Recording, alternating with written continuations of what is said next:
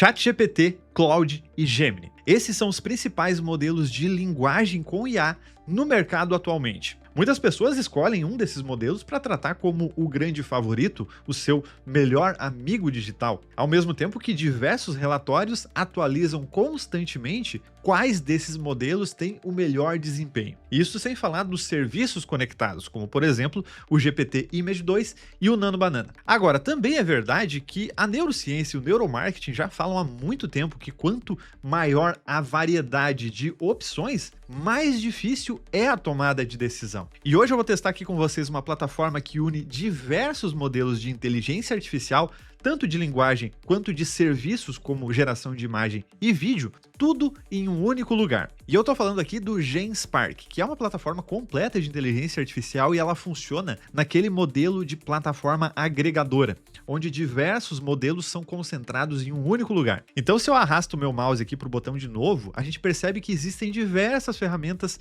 aqui no GenSpark, inclusive uma nova função aqui de Claw, que é basicamente um agente multitarefas. Outra função interessante é essa aqui de super agente, que eu logo vou explorar bastante aqui com vocês, inclusive, e também, claro, a suíte de escritório, né, que muitas pessoas acabam conhecendo o GenSpark justamente por conta desse tipo de trabalho. Então aqui a gente tem uma função de criação de slides, que é bastante consagrada, inclusive, criação de planilhas e tudo mais. Aqui a gente também vai ter ferramentas de desenvolvimento, então tanto de design quanto de código, voltados para desenvolvimento e programação. Também ferramentas aqui de criação de conteúdo, então esse chat com IA é justamente o local onde tu consegue fazer a seleção de modelos, né, conversando com o ChatGPT, com Gemini, com Claude, em diversas versões, inclusive. A gente vai ter funções de imagem, de vídeo, de música, né, diversas funcionalidades. Então vou selecionar aqui esse super agente, automaticamente abre uma nova aba aqui no meu computador e eu vou pedir aqui um relatório para ele justamente a respeito desse hook do meu vídeo. Cria um relatório com base em pesquisas, evidenciando o comportamento de compra de consumidores, validando a teoria de que com mais opções, a dificuldade de escolha se acentua e a probabilidade de compra diminui. Então aqui ele está fazendo diversas pesquisas, né? A gente percebe que ele está inclusive utilizando a busca paralela. Eu consigo visualizar o que ele está fazendo aqui com esse botão. Então aqui do lado aparece essa aba onde ele está buscando diversas fontes aqui na internet. Inclusive é interessante que eu posso clicar nessas fontes aqui para eu mesmo conferir. Olha só, ele está buscando aqui, então realmente ele está utilizando fontes robustas, né, como eu pedi ali para ele. Aqui ele está pensando, fazendo uma análise, já abre aqui essa aba onde ele está criando o nosso relatório. Então isso aqui para apresentar para um cliente, para algum tipo de investidor ou um serviço que tu está prestando, isso aqui pode ser bem potente, né? Além do mais, a gente está vivendo a era dos dados, né, gurizada? Então tomar decisões com base em dados é fundamental. E uma ferramenta como essa para potencializar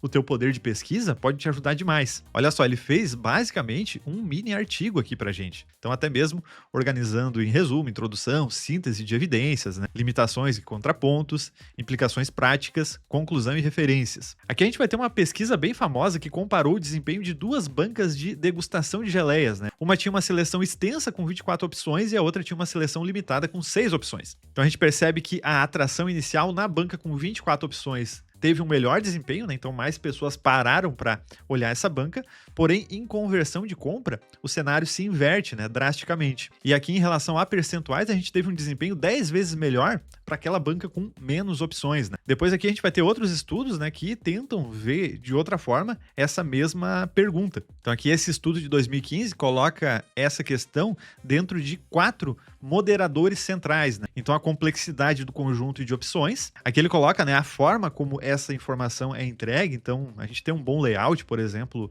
faz todo sentido em relação a esse dado, e também, né, a ausência de uma opção claramente dominante. Então aquela questão de fazer a ancoragem, né, também faz sentido. Outra coisa que pode ser determinante, né, a pressão por tempo, né, pode gerar essa fadiga cognitiva e, claro, né, incerteza de preferências, né? Então iniciantes vão ter mais dificuldade do que especialistas na hora de tomar uma decisão, por exemplo, para a compra de um produto, de um insumo. E também aqui o objetivo da decisão, né, a intenção restrita de realizar uma compra imediata aumenta a tensão. Muito bem, ele colocou aqui mais alguns parâmetros de comparação e uma conclusão, né? Então o desafio central para líderes de varejo e marketing não reside simplesmente em cortar opções, mas sim em aplicar o design comportamental para organizar essas opções. E no final aqui, as referências que ele utilizou. Muito bem, vamos pedir para ele alterar isso aqui um pouquinho, principalmente o formato. Então, pedir para alterar a forma de apresentar os dados para que possa ser enviado para o diretor da empresa, porque nesse caso a gente está pensando em reformular o site. Dessa vez aqui ele não está utilizando as ferramentas de pesquisa, né? Até porque os dados que eu pedi ele já tem. Então agora ele está simplesmente mudando a forma de apresentar, né? Essa linguagem final. E olha só que interessante, ele fez aqui então uma reformulação de todo o documento baseado nessa necessidade que eu apresentei. Então agora a gente tem aqui um resumo executivo falando justamente sobre a atual reformulação do nosso site, que exige uma revisão profunda na forma como expomos o nosso portfólio aos clientes. E aqui ele está basicamente trazendo as mesmas informações, só alterando, né, essa linguagem para que fique de forma mais executiva, digamos assim. Agora eu vou mandar o seguinte, quero que você crie uma apresentação com base nisso para que eu apresente para o diretor, que eu posso fechar por enquanto. E vamos esperar ele pensar. Automaticamente abre aqui do lado agora a tela de slides. Agora a gente pode abrir a nossa apresentação clicando nesse botão aqui. Abre uma nova aba. Aqui na primeira versão ele até deu um errinho na exportação e não apareceram os slides aqui no painel de visualização. Mas aí eu simplesmente avisei ele aqui e foi resolvido de forma bem simples, né? Que não precisou pensar muito para resolver. Mas muito bem, esse aqui é o resultado preliminar da nossa apresentação. E aqui tem um ponto até mesmo irônico, né? Porque tem muitas informações em cada slide. E dentro do teor, né, que a gente está apresentando, a gente justamente quer melhorar essa organização. Então não faria sentido colocar uma apresentação com tantos dados em cada slide. Então eu vou reportar isso aqui para o nosso querido Genspark. Um ponto importante, né? Agora eu já não estou mais utilizando o superagente e sim o editor de slides. Então aqui pela barra lateral a gente pode inclusive vir na suíte de escritório e slides de A. Mas claro, como eu cliquei no link gerado lá pelo superagente, já abriu automaticamente a ferramenta aqui para mim. Mas caso eu queira buscar de novo essa apresentação, eu vou ter que vir por esse caminho aqui. Mas muito bem, vou pedir uma melhor organização dessas informações. Então ele fez tudo em apenas 5 slides. Eu acho que com a quantidade de informações que a gente quer passar, 5 slides não vai rolar. Então eu pedi uma melhor organização das informações, aumentando a quantidade de slides, pedi para nunca colocar mais do que 3 dados por slide e também pedi uma melhora no layout, deixando ele mais moderno com fundo escuro cinza e detalhes em branco e ciano. Claro, essas informações de design eu coloquei de forma bastante genérica, mas vamos ver como que vai sair. Então ele trouxe aqui um novo resultado pra gente. Ele deu uma enxugada, aumentou a quantidade de slides, mas eu ainda não tô satisfeito em relação à quantidade de informações. O layout melhorou, né? Ficou com esse fundo escuro. Essa fonte com serif aqui no título eu acho que eu não curto muito. Aqui no corpo do texto até ficou bacana. Claro que nesse ponto aqui depende totalmente da identidade visual da empresa que tu tá atendendo, ou da empresa que tu trabalha até mesmo, né? Mas eu vou pedir mais algumas alterações aqui. Quero menos texto, mais tópicos, gráficos e informações visuais. No título, uma fonte sem serifa. Então ele deu uma pensada aqui, o novo resultado gerado. E caso eu queira fazer uma edição em cima disso, eu posso simplesmente exportar esse nosso documento aqui, eu posso exportar para PDF, PPT ou apresentações do Google, mas eu também posso clicar aqui na edição avançada. Então com isso abre uma nova interface, onde o próprio Genspark oferece uma plataforma de edição de slides. Então aqui